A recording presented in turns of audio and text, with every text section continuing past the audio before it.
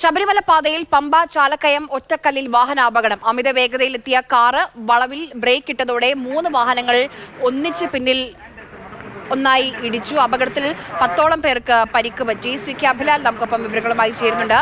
അഭിലാൽ, എങ്ങനെയാണ് ഈ അപകടം ഉണ്ടായത്? പരിക്കേറ്റവരെ ആശുപത്രിയിലൊക്കെ മാറ്റിയിട്ടുണ്ടോ? പരിക്ക് ഗുരുതരമാണോ? ശബരിമല പാതയിൽ സമാന നിലയിൽ 2 അപകടങ്ങളാണ് ഇന്നുണ്ടായത്. അതിൽ ഒന്നാമത്തേത് പമ്പ ചാലക്കയത്തിന് സമീപം ഒറ്റക്കലിൽ രാവിലെ 11:30-നായിരുന്നു. 10 പേർക്കാണ് അപകടത്തിൽ പരിക്കേറ്റത്. ദർശനം കഴിഞ്ഞ് മടങ്ങിയ തീർത്ഥാടകരുടെ വാഹനങ്ങളായിരുന്നു എല്ലാം. ഒറ്റക്കലിലെ വളവ് തിരിയുന്നതിനിടെ മുൻപേ പോയ വാഹനം പെട്ടെന്ന് ബ്രേക്ക് ചെയ്ത് റോഡിൽ നിർത്തുകയായിരുന്നു. പിന്നാലെ എത്തിയ കാറ്, 2 KSRTC ബസ് എന്നിവ ഒന്നിന് പിന്നാലെ മറ്റൊന്ന് എന്ന തരത്തിൽ വന്നിടിക്കുകയാണ് ഉണ്ടായത്. ബസ്സുകളുടെ 2ന്റെയും ചില്ലുകൾ ഉടഞ്ഞിട്ടുണ്ട്. പരിക്കേറ്റ ആരുടെയും നില സാരമുള്ളതല്ല.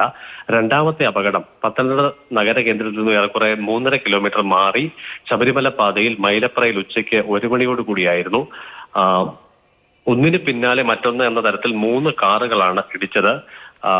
ഇതിലൊന്ന് ശബരിമലയിൽ നിന്നും തീർത്ഥാടനം കഴിഞ്ഞു മടങ്ങിയ തമിഴ്നാട്ടിലേക്ക് പോയ അയ്യഭക്തർ സഞ്ചരിച്ചിരുന്ന വാഹനമാണ്. 3 പേർക്കാണ് പരിക്കുള്ളത്. ആരുടെയും നില സാരമുള്ളതല്ല. എന്നാൽ അപകടത്തിൽപ്പെട്ട വാഹനങ്ങൾക്ക് കാര്യമായ കേടുപാടുകളുണ്ട്.